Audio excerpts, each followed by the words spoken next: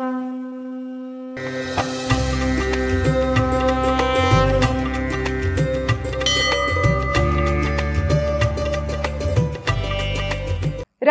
టీవీకి స్వాగతం.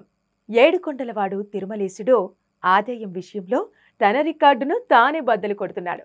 వడ్డీ కాసుల వాడికి భక్తులు సమర్పించే ఆదాయం ఏటికేడాది పెరుగుతోంది. దాంతో ది రిచెస్ట్ గాడ్ గా వెంకటేశ్వర స్వామి తన స్థానాన్ని బదలం చేసుకుంటున్నాడు. తిరుమలకు వచ్చే భక్తుల సంఖ్య ప్రతి ఏటా పెరుగుతోంది. ఏడాదిలో ఒకటి కంటే ఎక్కువ సార్లు వెంకన్న బాబు దర్శనం చేసుకునేందుకు భక్తులు తండోపతండాలుగా వస్తున్నారు. అలా వచ్చిన భక్తులు స్వామివారికి భక్తి శ్రద్ధలతో తమ శక్తి కొద్దీ ముడుపులు చెల్లించుకుంటున్నారు.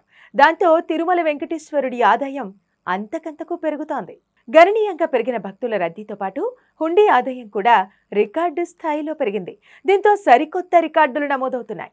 ఆపద మొక్కలు తీర్చే స్వామికి భక్తులు సమర్పించే కానుకలతో తిరుమలేశుడి ఆస్తుల విలువ అమాంతం పెరిగిపోతోంది. ఈ ఏడాది మొదటి 6 నెలల హుండీ ఆదాయం 670,21,00,000 వచ్చినట్టు లెక్కలు చెబుతున్నాయి. 2024 జనవరిలో 116,46,00,000 రూపాయలు, ఫిబ్రవరిలో 111,71,00,000, మార్చి నెలలో 119,49,00,000, ఏప్రిల్ నెలలో 101,63,00,000, మే నెలలో 108,28,00,000, జూన్ నెలలో 113,64,00,000 రూపాయలు హుండీ కానుకలుగా భక్తులు స్వామివారికి సమర్పించారు.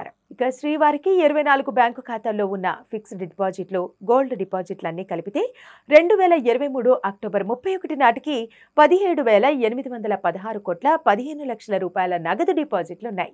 ఇక బంగారు డిపాజిట్లు కూడా గణనీయంగానే ఉన్నాయి. ఇక 2023 అక్టోబర్ 31 నాటికి 11,225 కేజీల 66 తులాల బంగారం గోల్డ్ డిపాజిట్లుగా 2 బ్యాంకుల్లో ఉన్నట్టు టిటిడి తెలిపింది. ప్రస్తుతం స్టేట్ బ్యాంక్ ఆఫ్ ఇండియాలో 10,786 కేజీల 67 తులాలు, ఇండియన్ ఓవర్సీస్ బ్యాంకులో 438 కేజీల 99 తులాల బంగారాన్ని టిటిడి డిపాజిట్ చేసింది.